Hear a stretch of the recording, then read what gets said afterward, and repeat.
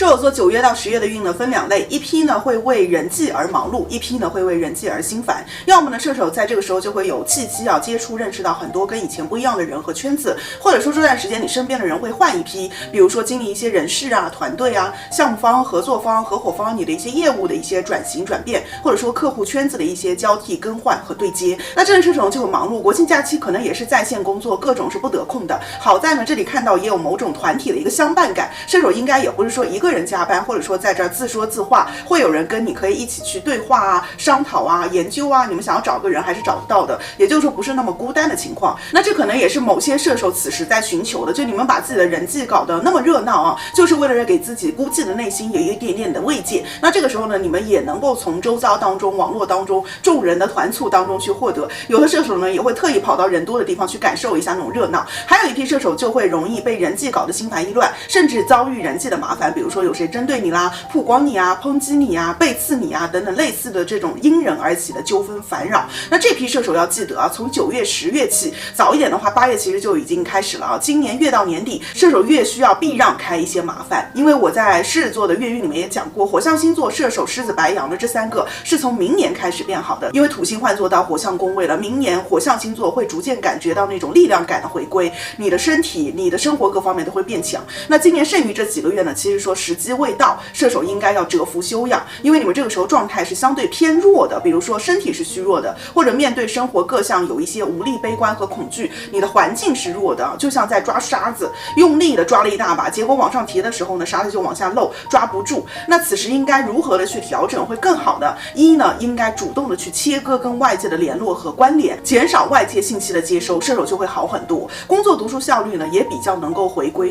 自己的收心。那有的射手此时可能也会去调身体啊，或者是动个数类啊，这个是好的，因为这是你的身体此时需要的，它需要被你关怀，被你留意到。这个时候你不应该去关注一些外界的世界杂七杂八的事情，应该关注到内在，关注到自己。二呢，是可以以棉花心态去应对生活。这个时候呢，有一些射手不可避免的要处理一些公关的一些事情，或者说跟外界的互动，那切割就不太可能。那别人都打过来了，我们肯定不能够只是被动挨打。那这一类射手就可以把自己当作是棉花，有这样的一个心态，就他强任他强，清风佛山岗；他恨任他恨，明月照大江。就不管对方出什么招，都让他像打在棉花上一样，那他就会不得力，对方也就无可奈何。此时呢，射手要注意啊，切记自己被对方带了节奏，失去理智，被对方挑衅，这就是落入对方的圈套，只会增长对方的一个士气，或者呢会让自己受到一些损伤。只要这个时候射手理智在线，借力打力，或者是借助一些人去配合，就可以去反击，或者至少会把这个损失降低。那这也意味着找工作、换工作，或者是工作考学有一些计划的射手啊，比如说你如果是自己主动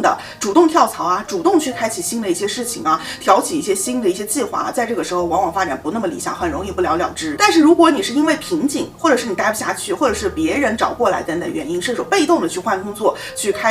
启动一些新的项目、新的计划，那么虽然可能进度慢一点，看似过程曲折一点，但是后期发展反而会更顺利。有的射手也会经历这种因祸得福的一些运啊。那财运方面呢，射手此时可能会有强烈的投某资啊、扩张收入，或者是很想要消费，物质的欲望是比较高的，因为不论是想赚还是想花，其实都是欲念的一种显现啊，它其实是一样的。那要提醒射手呢，行运看9月到10月都不是适合利欲熏心的时间，很容易这个地方得了，那个地方丢了，或者现在得了，后面又丢了，就是这个时候一定要剁手，要减少财务的欲望。对于理财、生意或者是消费呢，都适合从长计议，或者说如果你这个时候想要投，那就一定要奔着长线投，不然的话短线很容易就跟坐山车一样，就是非常不稳，进出点把握不好，非常冒险啊，射手千万要谨慎。这也意味着此时射手工作如果遇到一个项目，你也要多长期的考察和考量，勿匆匆忙忙决定，更勿随大流。感情桃花方面呢，跟财运方面一样，非常容易受到身旁人的一个影响，比如说很多人会来评判和出主意射手的感情，然后弄得他们好像多在意多相关似的，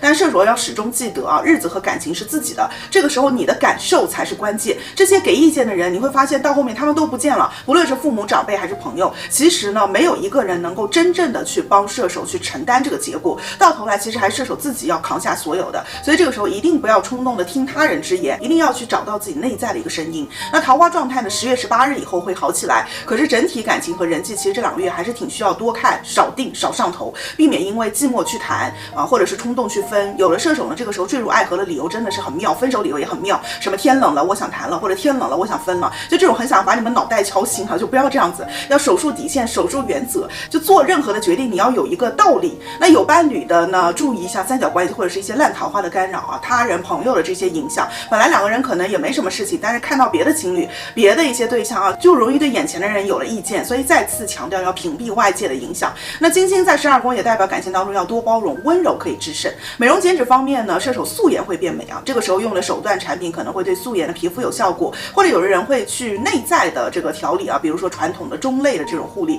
对自己的健康或者是美容也是很好的。体重管理呢，主要是看射手局多不多，如果有人陪着自己一起减，还是可以取得成果的。自己一个人减的话，稍显毅力不坚定。那要祝所有的射手9月到10月回归内在，温柔呵护，疗愈自我，平安纳福，好运啦！我是艾拉帆老师，用星座和心理学一起更好的指导自身生活，拜拜。